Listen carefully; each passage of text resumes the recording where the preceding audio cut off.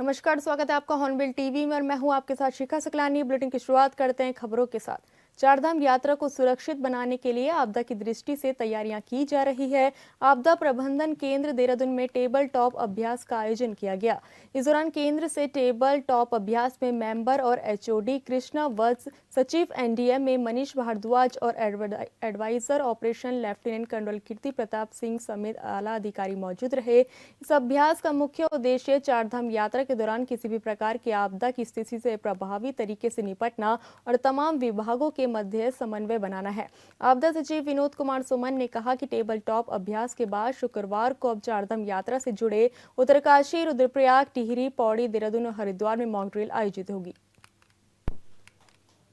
देखिए, माननीय मुख्यमंत्री जी के निर्देश हैं कि लगातार आप जो भी बड़े इवेंट हैं उसके लिए मॉक ड्रिल कराइए। इसी क्रम में हमारे रिक्वेस्ट पे एनडीएमए ने ये मॉक ड्रिल का आयोजन कराया है। इस मॉक ड्रिल में आज हम लोग टेबल टॉप एक्सरसाइज कर रहे हैं। 10 तारीख को एक्चुअल मॉक ड्रिल होगी। मॉक ड्रिल गढ़वाल के सभी 7 जनपदों में हो रही है। उसमें किस स्थान पर किस प्रकार की आपदा आती है उसको ध्यान में रखते हुए उस तरह की परिस्थितियों को हम कल्पना करेंगे और उसके लिए हम सिनेरियो क्रिएट करेंगे और उसके लिए मॉक ड्रिल करेंगे। अपनी तैयारी का परीक्षण करेंगे, देखेंगे तैयारी कहाँ पे कैसी तैयारी है। एनडीए में सुपरवाइज करेगा, जो गैप्स होंगे, जो कमियां होंगी उसको दूर करने की। भगवान बद्रीनाथ की गाड़ू घड़ा यात्रा 7 अप्रैल को नरेंद्रनगर से शुरू होकर ऋषिकेश पहुंची। इस दौरान चेला चेतराम धर्मशाला में गाड़ू घड़ा तेल कलश के दर्शन के लिए लाखों श्रद्धालु उमड़े। भक्तों ने विधि पूर्वक पूजा अर्चना की और प्रसाद ग्रहण किया।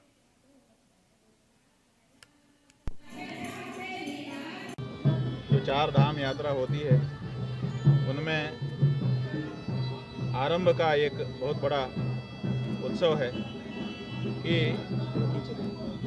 टिहरी नरेश के यहाँ बड़ी पवित्रता के साथ, बड़े नियमों के साथ तिल का तेल निकाल करके फिर उसको एक घड़े में स्थापित करके फिर उसको भगवान के समर्पण के लिए बड़े धूमधाम से और बड़े मर्यादा और सम्मान से ले जाया जाता है। ऋषिकेश से उसकी शुरुआत होती है और आज वही कार्यक्रम यहाँ पर था। हमको भी बड़ी प्रसन्नता है कि हमको भी इस कार्यक्रम का अंग बनने का अवसर मिला। उत्तराखंड में जैसे जैसे 2027 की विधानसभा चुनाव नजदीक आ रहे हैं, कांग्रेस के अंदर जारी मतभेद खुलकर सामने आने लगे हैं। वहीं बीजेपी प्रदेश प्रवक्ता मथुरदत्त जोशी ने कांग्रेस पर निशाना साधते हुए कहा कि पार्टी के नेताओं के बीच आपसी तालमेल की कमी साफ दिखाई दे रही है। उन्होंने आरोप लगाया कि कांग्रेस में नेतृत्व को लेकर खींचतान चल रही है और कई नेता खुद को मुख्यमंत्री पद का दावेदार मान रहे हैं। साथ ही संगठनात्मक स्तर पर भी पार्टी कमजोर नजर आ रही है। बड़ा फर्क पड़ने वाला नहीं है। इतनी बड़ी सिरपुटोवल है कांग्रेस में और इतना बड़ा अंतर्द्वंद है नेताओं के बीच, क्योंकि आप देख लीजिए ना कि इतनी बड़ी बात मामला हो गया। हरीश रावत जी अंतर्ध्यान चले गए। अभी तक जो प्रदेश अध्यक्ष जी हैं न उनसे बात करने गए, न अन्य कोई बड़ा नेता बात करने गया। कल जरूर नेता प्रतिपक्ष उनसे बात करने गए हैं और अन्य लोग भी वार पलटवार हुआ, न किसी को निर्देशित किया गया। तो ये स्पष्ट है कि प्रदेश अध्यक्ष जी के हाथ से मामला निकल चुका है और सारे लोग अपनी मनमर्जी कर रहे हैं। और आज जरूर बयान अध्यक्ष जी का आया है, लेकिन कुल मिला के हम ये कह सकते हैं कि कांग्रेस में जबरदस्त सिरपुटबल है और उस सिरपुटबल के गंभीर परिणाम आपको 2027 में दिखाई देंगे। उत्तराखंड में आगामी 19 अप्रैल से शुरू होने जा रही चारधाम यात्रा को लेकर राज्य सरकार और प्रशासन पूरी तरह से तैयारियों में जुटा हुआ है। यात्रा को सुरक्षित और सुगम बनाने के लिए सड़क, स्वास्थ्य और सुरक्षा व्यवस्थाओं पर विशेष ध्यान दिया जा रहा है। लोक निर्माण विभाग के सचिव पंकज पांडे ने जानकारी देते हुए कहा कि चारों धामों के कपाट 19 अप्रैल से खुलने शुरू हो जाएंगे और इससे पहले सभी जरूरी तैयारियां पूरी करने का लक्ष्य रखा गया है। उन्होंने कहा कि विभाग की ओर से ये सुनिश्चित किया जा रहा है कि 15 अप्रैल तक सड़कों से संबंधित सभी कार्य पूरे कर लिए जाएं। इसके लिए लगातार मॉनिटरिंग की जा रही है और अब तक 2 बार समीक्षा बैठकें भी आयोजित की जा चुकी हैं। इसके अलावा केंद्र सरकार स्तर पर भी एक समीक्षा बैठक हुई, जिसमें सामने आई कमियों को चिन्हित कर संबंधित एजेंसियों को समय रहते हुए दूर करने के निर्देश दिए गए हैं। बिल्कुल आप ठीक कह रहे हैं। थर्ड वीक में 19 तारीख से धाम के कपाट खुलना शुरू हो जाएंगे और हम लोगों ने पूरी तैयारी की है कि 15 अप्रैल से पहले पहले सड़क पे जितना भी काम होना कर दिया जाए। चार धाम यात्रा की जहाँ तक बात है, इसमें 2 बार रिव्यू किया जा चुका है। अभी एक भारत सरकार लेवल पे भी एक रिव्यू किया गया था, उसमें भी जो कमियां थी उनको मैंने हाईलाइट किया था और सारे एजेंसीज को डायरेक्शन दिए गए थे कि 15 तारीख से पहले पहले पूरा किया जाए। कुछ स्ट्रेच में काम हो चुका है और मुझे उम्मीद है कि मैक्सिमम काम हम लोग 15 तारीख तक कर ले जाएंगे। कुछ एजेंसीज और कुछ लोकेशंस में कुछ इश्यूज थे जिसकी वजह से नहीं हो पाया है काम, तो उसको भी हम लोग प्रयास कर रहे हैं कि यथासंभव यथाशीघ्र उसको चंपावत के लोहागढ़ ब्लॉक के सीमांत दिगाली चौड़ क्षेत्र में एक ऑल्टो कार अनियंत्रित होकर लगभग 500 मीटर गहरी खाई में जा गिरी, जिसकी सूचना मिलते ही मूसलाधार बारिश के बीच सभी ग्रामीण दुर्घटना स्थल की ओर दौड़े और किसी तरह दोनों घायलों को खाई से बाहर निकाला। इसके बाद दोनों गंभीर रूप से घायल व्यक्तियों की अस्पताल पहुंचाया गया। अभी प्रधान जी उनको लेके आए थे, जिन्होंने कि हमें बताया कि 2 मरीज जो है ये रहने वाले खटीमा के, लेकिन इनका घर दिगाली चौड़ है। ये दिगाली चौड़ से लोहाघाट की तरफ आ रहे थे और रास्ते में इनकी गाड़ी लगभग 500 मीटर खाई में गिरी है। जो दोनों गंभीर हालत में यहाँ पर आए हैं, दोनों के फीमर फ्रैक्चर है, जिसको हमारे ऑर्थोपेडिक सर्जन ने मैनेज किया है। लेकिन उसके अलावा 1% गैस्पिंग में भी है, जिसको होश नहीं है, उसको हम लोग इंट्यूबेट कर रहे हैं और नॉर्मल कंडीशन में करके थोड़ा नॉर्मल करें ताकि नीचे तक भेजा जाए उसको। फिर हम 108 के थ्रू दोनों को हल्द्वानी रेफर करेंगे। एक जो सुरेश राम है उसको, वो थोड़ा कॉन्शियस है, लेकिन जो दूसरे हैं उनकी स्थिति गंभीर है, वो कॉन्शियस भी नहीं है और उनको नोज ब्लीडिंग के साथ माउथ ब्लीडिंग और वो इस समय गैस्पिंग में है, मतलब वो सांस भी ढंग से नहीं ले पा रहे। दोनों की कंडीशन जो है सीरियस है ना। दोनों को, एक को हेड इंजरी है, एक को मल्टीपल फ्रैक्चर्स हैं, जिसका हम ट्रीटमेंट भी कर रहे हैं। बाकी प्लास्टर वगैरह लगा दिए हैं। अभी चेस्ट का और पीछे स्पाइन के एक्सरे होने बाकी है, उसके बाद ही पूरी कंडीशन का पता चलता है। अगर लगता है कि यहाँ रुकने लायक है तो पेशेंट को रोका जाएगा, नहीं लगेगा तो डिस्ट्रिक्ट हॉस्पिटल या हल्द्वानी इनको शिफ्ट कर देंगे। मतलब मेरी नज़रों में इसकी कंडीशन अभी स्टेबल है, दूसरे वाले की कंडीशन अभी सीरियस है ना, वो गैस्पिंग में है, तो इसलिए उसको रेफर करना जरूरी है। जनगणना संचालन निदेशक ईवा आशीष श्रीवास्तव ने कहा कि उत्तराखंड में जनगणना का शुभारंभ 10 अप्रैल से हो रहा है। 10 से 24 अप्रैल तक सेल्फ एन्यूमरेशन यानी स्वयं गणना का समय निर्धारित किया गया है, जबकि 25 अप्रैल से 24 मई तक घर घर जाकर मकान सूचीकरण का काम करेंगे। ये पूरा कार्यक्रम राज्य सरकार की ओर से नोटिफाई किया जा चुका है और इसकी लगभग सभी तैयारियां पूरी हो चुकी है। फिलहाल एन्यूमरेटर, सुपरवाइजर और प्रगणकों की ट्रेनिंग का चरण चल रहा है, जो बेहद अहम है। राज्य में करीब 30,000 कार्मिक इस कार्य में लगाए गए हैं, जिनके आदेश जारी हो चुके हैं और 22 अप्रैल तक इनकी ट्रेनिंग पूरी कर ली जाएगी। इसके बाद 25 अप्रैल से फील्ड में जाकर ये घर घर डेटा एकत्रित करेंगे। उन्होंने आम जनता से अपील की है कि जनगणना टीम का सहयोग करे और उनका स्वागत करे। उत्तराखंड राज्य में जनगणना का शुभारंभ 10 अप्रैल से हो रहा है। 10 अप्रैल से 24 अप्रैल तक स्वगणना का समय है और 25 अप्रैल से 24 मई तक घर घर जा कर के मकान सूचीकरण का समय निर्धारित हुआ है। ये नोटिफाई हो चुका है राज्य सरकार द्वारा। इसकी सारी तैयारियां लगभग पूरी हो चुकी हैं, जिसमें कि अभी जो गतिमान है वो है एन्यूमरेटर्स एंड सुपरवाइजर्स की ट्रेनिंग, जो इसका एक बहुत महत्वपूर्ण चरण होता है। 30,000 एन्यूमरेटर्स एंड सुपरवाइजर्स, प्रगणक और पर्यवेक्षक इसमें तैनात हो रहे हैं। इनके ऑर्डर्स जारी हो गए हैं और इनकी ट्रेनिंग 22 अप्रैल तक पूरी कर ली जाएगी, ताकि 25 अप्रैल से ये घर घर जा कर के मकान सूचीकरण के कार्य कर सकें। और सभी से मेरा जनरल पब्लिक से ये अनुरोध है कि स्वगणना ज़रूर करें। और हम लोगों का राज्य एक पर्वतीय राज्य है, यहाँ डिजिटल लिटरेसी कोने कोने में है, रिमोट एरियाज़ में भी है। ये एक मौका है हमें पूरे देश के पटल पर ये बात रखने का कि हमारा राज्य एक डिजिटल लिटरेसी वाला राज्य है। तो इसलिए मेरा अनुरोध है कि सभी लोग स्वगणना ज़रूर करें। अपर आयुक्त खाद्य, नागरिक आपूर्ति और उपभोक्ता मामले PS पांगते ने गैस आपूर्ति को लेकर कहा कि पिछले कुछ दिनों में सिलेंडर के लिए लगने वाली लंबी लाइन अब काफी हद तक कम हो गई है। हालांकि उन्होंने ये भी स्पष्ट किया कि पूरी तरह से स्थिति सामान्य होने का दावा अभी नहीं किया जा सकता, क्योंकि कुछ स्थानों पर बीच बीच में ऐसी स्थितियां बनी हैं। लेकिन वर्तमान समय में उपभोक्ताओं के बीच ये विश्वास बना है कि गैस की आपूर्ति नियमित रूप से हो रही है। लोगों को ये संदेश मिल चुका है कि सिलेंडर भले तुरंत ना मिले, लेकिन 2 से 6 दिनों के अंदर डिलीवरी घर तक पहुंच रही है। अभी देखिए, पिछले कुछ दिनों में लाइनें लगभग कम हुई है, मैं पूरी तरह से ख़त्म हो गई है मैं ये दावा नहीं करूँगा। कुछ जगहों पे कई बार इस तरह की स्थितियाँ उत्पन्न होती हैं, लेकिन आज की डेट में सभी जितने भी उपभोक्ता हैं ये मैसेज तो उनको हो गया है कि गैस आएगी। ठीक है, 2 दिन 4 दिन 6 दिन के बाद आएगी, बट लोगों को ये आश्वासन है कि गैस घरों पे आ रही है होम डिलीवरी के माध्यम से।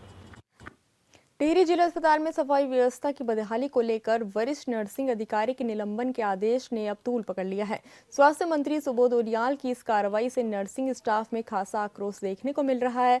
इसी क्रम में रानीखेत के गोविंद सिंह महाराज राजकीय अस्पताल में नर्सिंग स्टाफ ने काली पट्टी बांधकर शांतिपूर्ण तरीके से विरोध प्रदर्शन किया।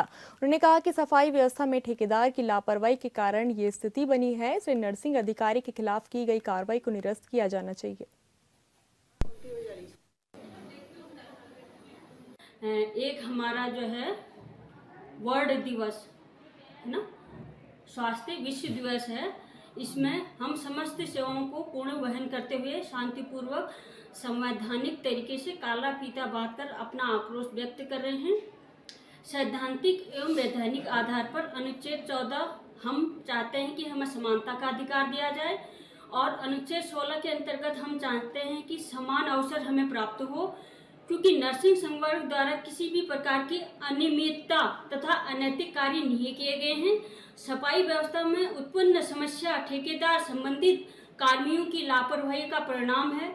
नर्सिंग अधिकारियों को टेंडर प्रक्रिया एवं समिति गठन में सम्मिलित नहीं किया जाता है। पौड़ी के श्रीनगर गढ़वाल में चमोली के 65 वर्षीय बलवंत सिंह पंवार की हरियाणा पुलिस की हिरासत में मौत हो गई, जिससे इलाके में तनाव बना रहा। पोस्टमार्टम में देरी होने पर परिजन और स्थानीय लोग नाराज हो गए। विरोध करते हुए उन्होंने करीब आधे घंटे तक राष्ट्रीय राजमार्ग को जाम कर दिया। इस दौरान प्रदर्शनकारियों की पुलिस से हल्की झड़प भी हुई, जिसके चलते मौके पर भारी पुलिस बल तैनात किया गया। पोस्टमार्टम के बाद शव परिजन को सौंप दिया गया। वहीं अधिकारियों ने कहा कि मौत का असली कारण रिपोर्ट आने के बाद ही पता चलेगा।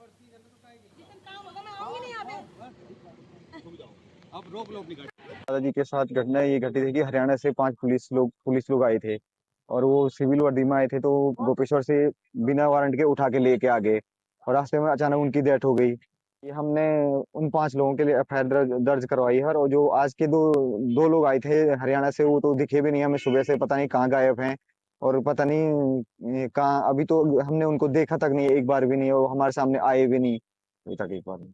साफ ये हत्या का मामला है ये, क्योंकि मेरे दादाजी बिल्कुल स्वस्थ और तंदुरुस्त थे, और वो जब उनको अपने घर से उठाया गया तो वो बिल्कुल एकदम सही थे। तो उनकी हत्या का मामला है ये, और मुझे सरकार से ये आग्रह है कि इनके साथ न्याय किया जाए। ये हमें गुमराह किया गया थाना के द्वारा कि सबसे पहले उन्होंने ये कहा कि ये हमें ये पता नहीं लगा कि कौन है ये लोग। सबसे पहले ये हमें बताया नहीं गया, इसलिए हमको गुमराह किया गया थाने में भी। लगातार हमें चिल्लाने के बाद इतने दूर से आ रखे, कम से कम 10-15 किलोमीटर दूर है हमारा गांव, रोड की कोई व्यवस्था नहीं है, इसलिए हम यहाँ आए। इन्हें बहुत परेशान नहीं कर रहा। 2 रात हो गए, तीसरी रात है आज। तीसरी रात तब जाके आज पोस्टमार्टम हुआ है। ये एक मामला बता रहे हैं कि हरियाणा पुलिस आई हुई थी, एसओजी टीम है। ये जानकारी हमें नहीं दी गई है। हम ये चाहते हैं इनका नाम सार्वजनिक किया जाए, तभी हमें पता लगा कौन लोग हैं जो हमारे आदमी को उठा के ले गए और इस प्रकार से मार के गोपेश्वर ये श्रीनगर थाने में छोड़ दिया है। ये सबसे पहले ले गए थे कर्णप्रयाग, गोपेश्वर से उठाए तो कर्णप्रयाग ले गए। कर्णप्रयाग में उन्होंने बोला इनके लड़के को फ़ोन किया गया क्योंकि इसका स्वास्थ्य खराब है। उसके बाद इन्होंने उसको श्रीनगर के लिए रेफर कर दिया। कर्णप्रयाग वालों ने श्रीनगर जाके उन्होंने कहा इनकी डेथ हो चुकी है, और वो उनको छोड़ के वहीं से भाग गए हैं।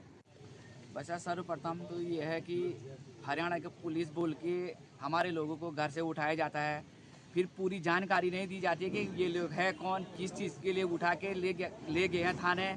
बाद में पता लगता है कि थाने में जा कर के पता लगता है कि उन्होंने वहाँ से अपने साथ पूछताछ के लिए ले जा रहे हैं। हम आधे रास्ते में उनके जब स्वास्थ्य खराब हो जाता है तो वो उन्हें कर्णप्रयाग अस्पताल में थोड़ा दिखाते हैं, तो डॉक्टर वहाँ से उनको रेफर कर देता है श्रीनगर के लिए। तो जब वो श्रीनगर पहुँचते हैं तो उन्हें वहाँ अस्पताल में एडमिट करने के बाद वो फरार हो जाते हैं। जब हमारे लोग वहाँ पहुँचते हैं और अस्पताल में, तो जब वहाँ पूछा जाता है अस्पताल वालों से, तो उनका कहना यही रहता है कि आप थाने में या चौकी में जा कर के आप इनकी पूछताछ कर सकते हैं। काफ़ी शोरगुल होने के बाद स्थानीय लोगों के साथ पूरे गांव इतने लोग का जो एक टीम आई थी हमारी भी घर से, गांव से लोग दूर दराज से आए थे, रिश्ते नाते जो भी लोग आए थे। जब थाने में गया तो थाने में भी हमें कोई स्पष्ट जवाब नहीं दिया गया है। कहीं ना कहीं स्थानीय पुलिस उन लोगों को बचाने का प्रयास किया गया। जब उनसे हमने बात करने की कोशिश की तो वो हमसे बात करने के बजाय हमसे दूर भागते हुए नजर आए। काफ़ी कोशिश की हमने, फिर वो स्पष्ट जवाब नहीं दे पाए। तो कहीं ना कहीं हमें शक होता है कि इन लोगों का इसमें बहुत बड़ा हाथ है, उनको मारा गया है।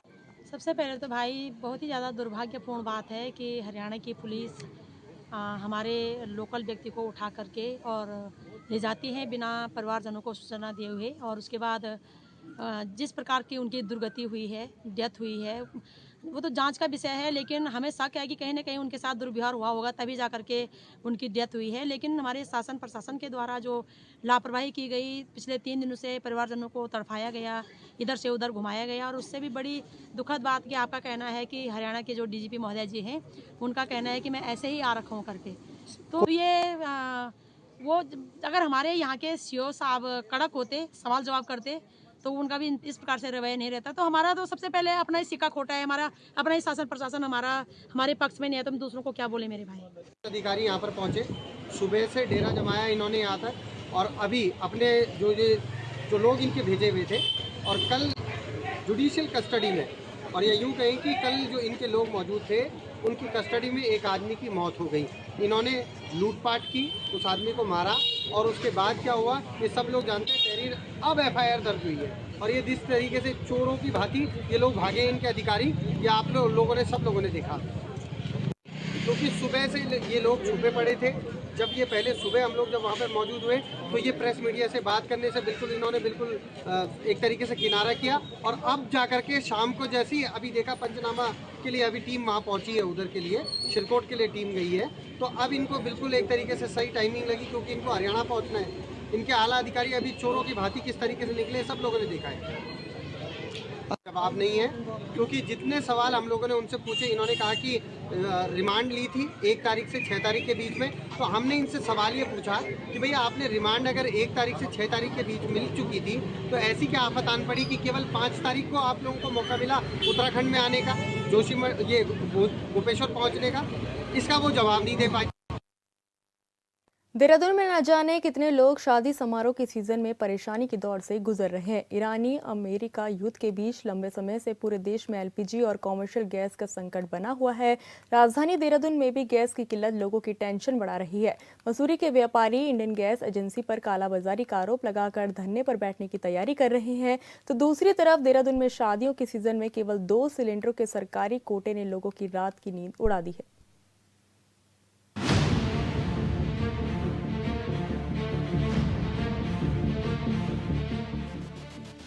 अमेरिका और ईरान के बीच चले लंबे युद्ध के बाद प्रदेश में भी एलपीजी और कॉमर्शियल गैस के काले बादल लगातार मंडराते नजर आए।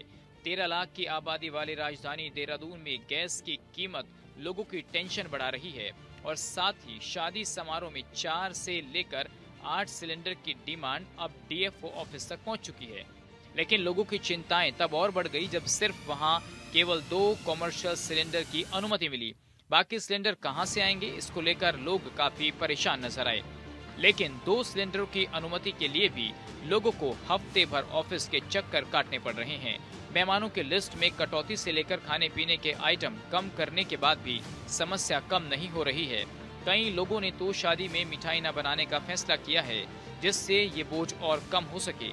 अधिकारियों के अपने तर्क हैं तो वहीं लोगों के अपने आरोप भी हैं।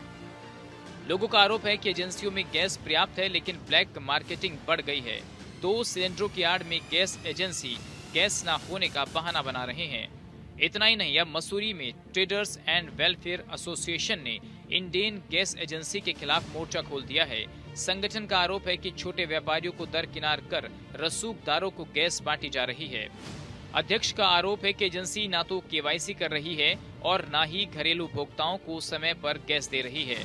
चेतावनी साफ है कि 9 अप्रैल को एजेंसी के सामने धरना होगा, और अगर हालात नहीं सुधरे तो मसूरी से देहरादून तक पैदल मार्च किया जाएगा। गैस संकट पे जो इस समय पूरे विश्व में, पूरे देश में, प्रदेश में, हमारे शहर में है, उस संदर्भ में रखी गई। मसूरी में सर्वप्रथम हमारे जो मसूरी के रसोई गैस के उपभोक्ता हैं उन्हें काफी परेशानी झेलनी पड़ रही है।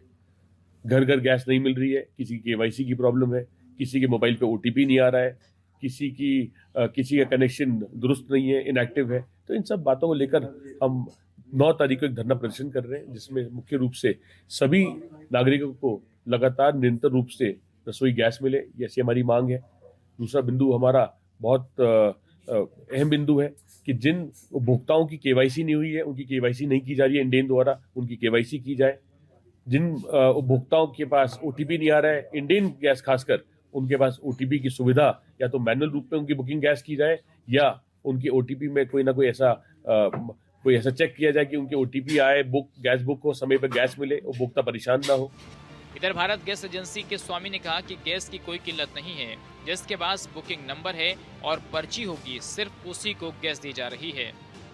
देखिए जी, इस समय कंपनी के पास गैस बहुत है, कोई शॉर्टेज नहीं है गैस की, पर जैसा आदेश है कि 100% होम डिलीवरी होगी, उस वजह से कस्टमर पैनिक कर रहा है। कस्टमर कहता है कि मुझे जो है आज ज़रूरत है, पर हम कस्टमर के घर पे भिजवाने की कोशिश कर रहे हैं, तो उसके कारण हमारे को थोड़ा सा फेस करना पड़ रहा है कस्टमर का गुस्सा और कस्टमर की पैनिक। अगर कस्टमर थोड़ा सा हमारे को सपोर्ट करता है तो उसके घर पे गैस जा रही है, कोई गैस की शॉर्टेज नहीं है। इस समय बिल्कुल हमारी कंपनी की तरफ से, भारत पेट्रोलियम की तरफ से बंद है, डीवीसी बंद है और गैस खूब आ रही है। गैस की कोई शॉर्टेज नहीं है। कॉमर्शियल के लिए थोड़ा बहुत जो है शुरू में दिक्कत हुई, पर अब कंपनी जो है एसओपी के हिसाब से गैस हमारे को दे रही है और हम कस्टमर को सप्लाई कर रहे हैं।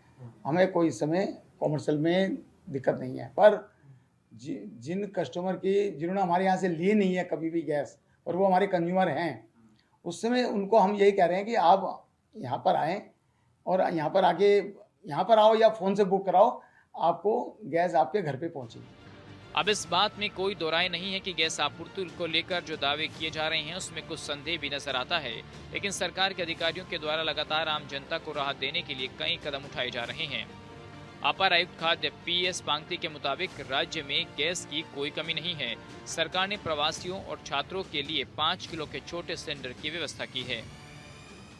अभी देखिए, पिछले कुछ दिनों में लाइनें लगभग कम हुई है, मैं पूरी तरह से खत्म हो गई है मैं ये दावा नहीं करूंगा। कुछ जगहों पे कई बार इस तरह की स्थितियां उत्पन्न होती हैं, लेकिन आज की डेट में सभी जितने भी उपभोक्ता हैं, ये मैसेज तो उनको हो गया है कि गैस आएगी। ठीक है, 2 दिन 4 दिन 6 दिन के बाद आएगी, बट लोगों को ये आश्वासन है कि गैस घरों पे आ रही है होम डिलीवरी के बाद। इतना ही नहीं, मुख्यमंत्री पुष्कर सिंह धामी ने उत्तराखंड में गैस आपूर्ति और कीमतों से जुड़े अफवाहों पर कड़ा रुख अपनाते हुए स्पष्ट किया है कि प्रदेश में गैस की कोई कमी नहीं है और आपूर्ति सुचारू रूप से जारी रहेगी। नहीं, गैस की किल्लत देखिए केवल हमारे राज्य की या हमारे देश की नहीं है, ये विश्वव्यापी है। और इस समय में सभी लोगों को मिलजुल कर, जो हमारे स्टेक होल्डर्स हैं, हम लोग उसके वैकल्पिक जितने साधन हो सकते हैं, जितने रास्ते हो सकते हैं, उन सभी को अपना रहे हैं, उन सब मार्गों पर चल रहे हैं। 4 धाम यात्रा के लिए हम तैयार हैं पूरी तरह से। अब सरकार प्रशासन के दावे धरातल पर आम जनता की परेशानी कम नहीं कर रहे हैं। बड़ा सवाल ये है कि अगर स्टॉक की कमी नहीं है तो फिर आम आदमी को सिलेंडर के लिए दर दर क्यों भटकना पड़ रहा है? क्या नियमों की आड़ में वाकई में कालाबाजारी फल फूल रही है? फिलहाल व्यापारियों के अल्टीमेटम और जनता के गुस्से ने प्रशासन की टेंशन को बढ़ा दिया है। Bureau report, hornbill TV.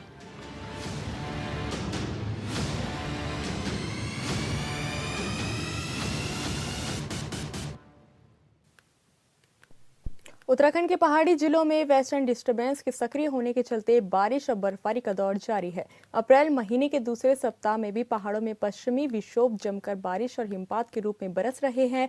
Chamoli में भी मौसम विभाग का येलो अलर्ट जारी है। ऊंचाई वाले इलाकों में बर्फबारी भी जारी है और निचले क्षेत्र में हल्की बारिश हो रही है। उत्तराखंड के पहाड़ी जिलों की बात की जाए तो यहाँ आज भी जो है येलो अलर्ट मौसम विभाग द्वारा जारी किया हुआ है। आप देख सकते हैं ठीक मेरे पीछे जो है सुबह से ही ज्योतिर्मठ के आसपास की पहाड़ियाँ जो है बादलों से ढकी हुई है। हालांकि ऊंचाई वाले इलाकों में सुबह से जो है बर्फबारी जारी है। बद्रीनाथ धाम, भू बैकुंठ धाम जो बद्रीपुरी है, Hemkund Sahib, valley of flower में भी लगातार बर्फबारी हो रही है। वही फिलहाल इस बुलेटिन में इतना ही। आप देखते रहिए हॉर्नबिल टीवी। नमस्कार।